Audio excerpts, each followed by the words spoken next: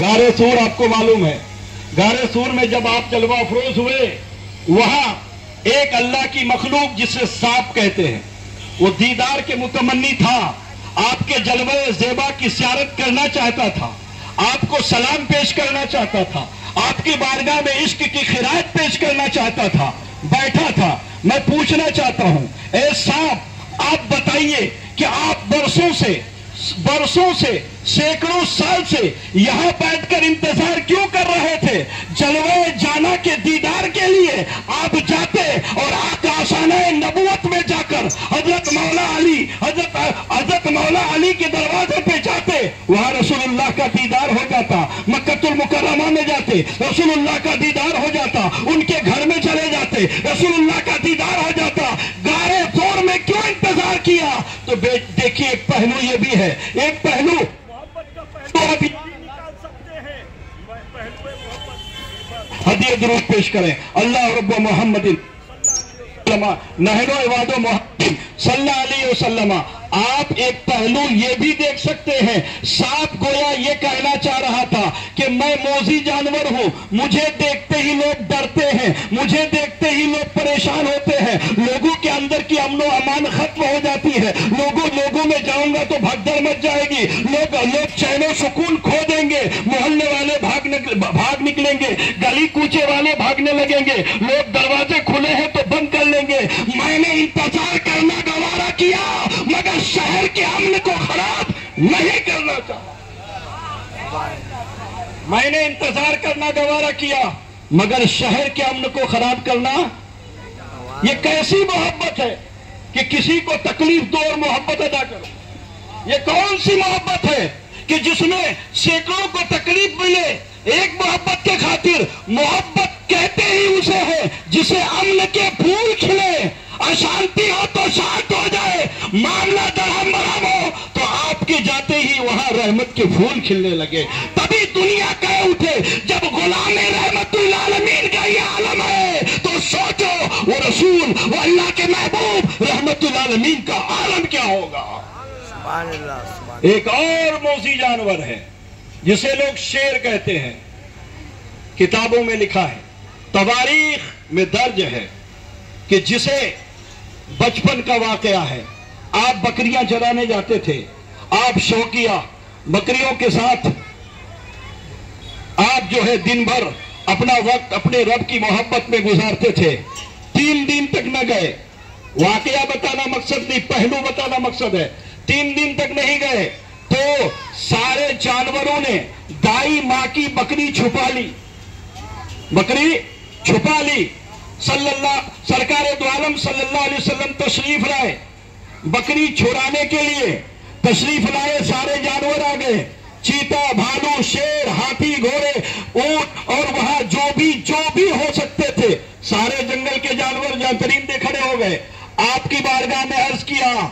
ए आका, आपको देखना चाहते थे, आपके जलवे ज़ेबा का दीदार करना चाहते थे, 3 दिन तक ज़ियारत न हुई तो परेशान हो गए, इसलिए दाई मां की बकरी छुपाई है, चोराई नहीं छुपाई है या रसूल अल्लाह, ये आशिकी है या रसूल अल्लाह। मैं पूछना चाहता हूं, ए जंगल के जानवरों, ए शेर, तुम तो शेर हो ना, तुम तो जंगल के तुम राजा कहलाते हो ना, जब चाहते रसूलुल्लाह के दाई वाली मां की कुटिया पे चले जाते, दीदारे महबूब कर लेते। शेर का जवाब ये मिलेगा प्यारे, पहलू ये भी है कि अगर मैं शहर में चला जाऊं, गांव में चला जाऊं तो शहरों और गांव और कस्बे के अमन खराब हो जाएंगे। आशिकी ये नहीं कि किसी को तकलीफ दी जाए, आशिकी तो ये है कि सबको सुकून मिले।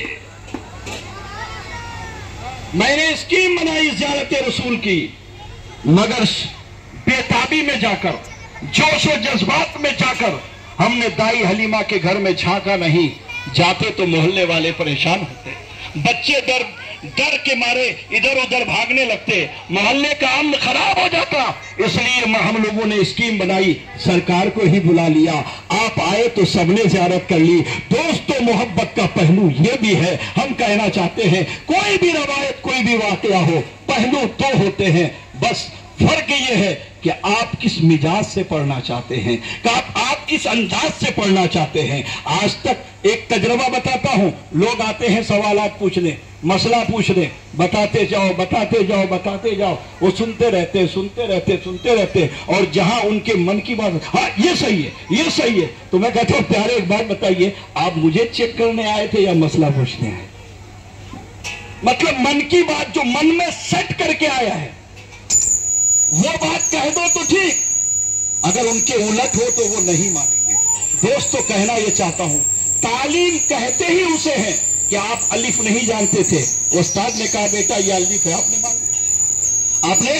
مان لیا، پھر کہا بیٹا یہ بے ہے، مان لیا، بیٹا یہ تے ہے، مان لیا، جیم ہے، مان لیا، نماز ایسے پڑھی جاتی، مان لیا، یہ بزرگ ہے، مان لیا، یہ ولی ہے، مان لیا، یہ اللہ کے دوست ہے، مان لیا۔ تو علم کہتے اسے ہیں کہ وہ استاد کہے اور شاگرد ہاں کہتا جائے، جان لے مان لے، اسی کو سیکھنا کہتے ہیں۔ مگر آج کا دور یہ نہیں ہے، مائنڈ سیٹ کر کے آتے ہیں، جو سننا چاہتے ہیں وہی سنائیے، اگر نہیں سنائے تو پھر آپ نے کچھ نہیں سنایا، آپ نے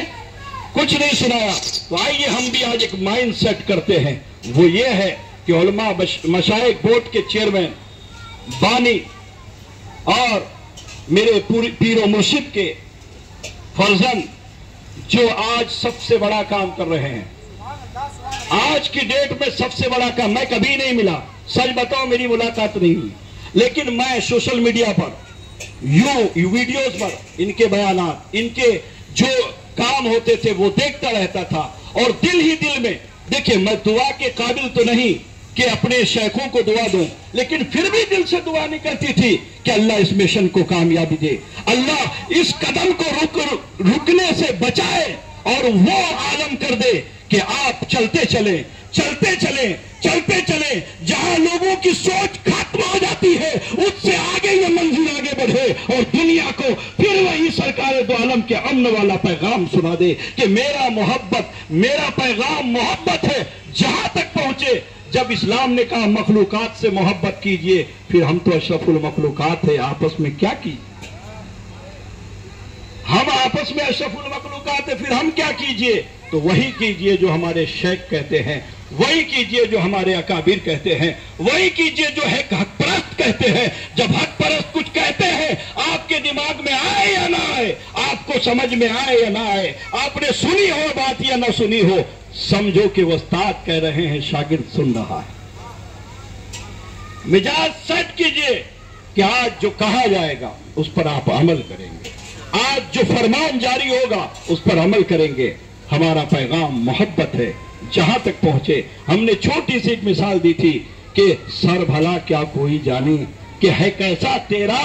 اولیاء ملتے ہیں آنکھیں، وہ ہے تلوا تیرا۔ جب اس دربار کے ایک فرزند پوتا پوتا لکڑ پوتا پوتیوں میں جب یہ عالم ہے تو ان کے باپ دادا کا عالم کیا ہوگا، ان کے باپ دادا کا عالم کیا ہوگا۔ انہی جلوہ نمائی میں ایک روشنی، ایک نور، اس اسٹیج پر بھی جلوہ پر نور ہے۔ آپ زیارت کیجئے، چہرے کی زیارت کیجئے اور الفاظ کو دل میں بسائیے، یقین جانیے اگر اس میں سے کچھ باتیں بھی دل کو آپ کی چھو گئی، اور چھوئے گی تو ہر بات، مگر فرق اتنا ہے کہ آپ کو اپنے مطابق نہیں، آپ کو طبیعت سے نہیں شریعت سے سننی ہوگی،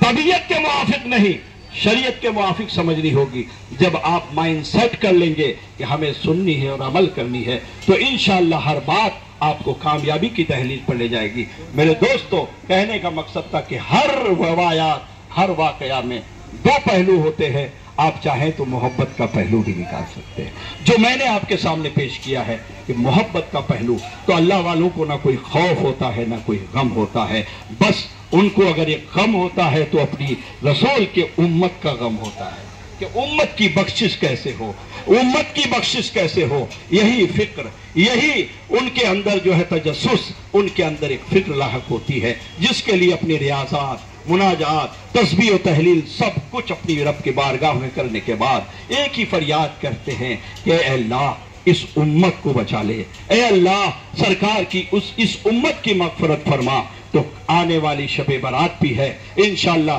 شب برات کی رات اپنے تمام اگلے پچھلے جو بھی گناہیں ہیں اس سے توبہ کیجئے اور پھر نیک اور حق راہ پہ چلنے کی کوشش کیجئے. دوستو وقت ہے عمل کے لیے. آپ وہ عمل کے لیے کھڑے ہو جائیں.